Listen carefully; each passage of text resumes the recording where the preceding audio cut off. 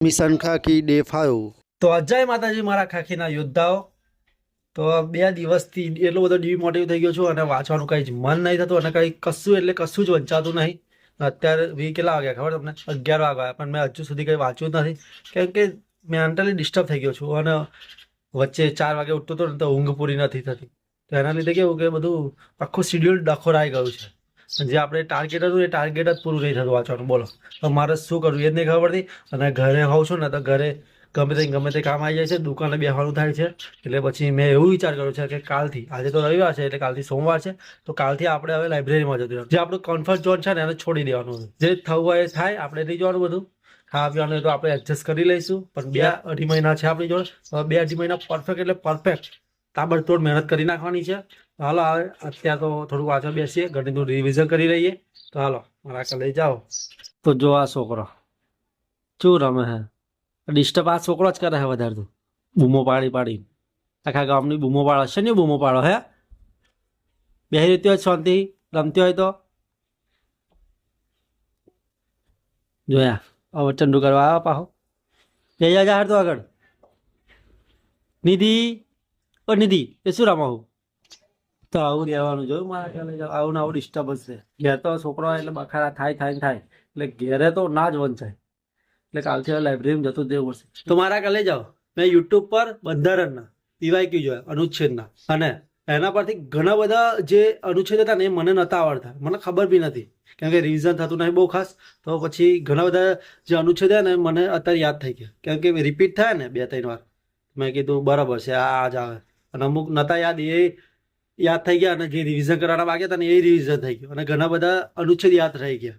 તો તમે બી મારા કાલે જાઓ, મહેનત કરો છો તો યુટ્યુબ પર સર્ચ કરો, પીવાયક્યુ મળી જ જશે કેમ કે બધી બહુ ચેનલો છે જે પીવાયક્યુ બનાવે છે અને વિડીયો બનાવે છે અને પછી અપલોડ કરે છે।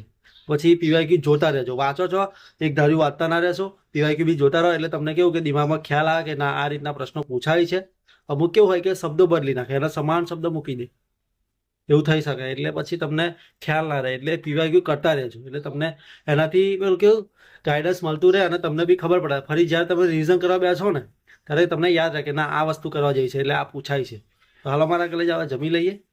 તો મારા કાલે જાઓ, હું આવી ગયો છું મારી પરમનન્ટ જગાએ, પણ કાલથી હું અહીંયા નહીં જોવા મળું કેમ કે કાલથી ગમે તે થાય હું જવાનો છું લાઇબ્રેરી, કેમ કે ઘરે હવે મને જોઈએ એવું વંચાતું નથી અને હવે મારે ટેબલ અને ખુરશી જોઈએ વાંચવા માટે, કેમ કે ટેબલ અને ખુરશી ઉપર બેસીને વાંચે ને મારા કાલે જાઓ તો વંચાય જ, કેમ કે અહીંયા આગળ હવે બહુ ડિસ્ટર્બન્સ થાય છે અને વાંચવાની સરખી મજા નહીં આવતી અને કેવું મન નહીં લાગતું, પેલું વાઇબ નહીં આવતી, વાતાવરણ નહીં મળતું। પેલું લાઇબ્રેરીમાં જઈએ ને તો કેવું મસ્ત એક વાતાવરણ મળે અને બીજું કોઈક વાંચતો હોય ને તો એમનું જોઈને બી આપણને વાંચવાનું મન થાય।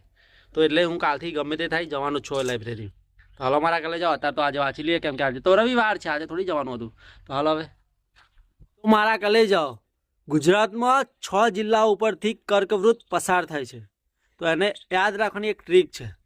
કપાસ ગામ અરવલ્લી, ક એટલે કચ્છ, પા એટલે પાટણ, સ એટલે સાબરકાંઠા, ગ એટલે ગાંધીનગર, મ એટલે મહેસાણા અને અરવલ્લી એટલે અરવલ્લી।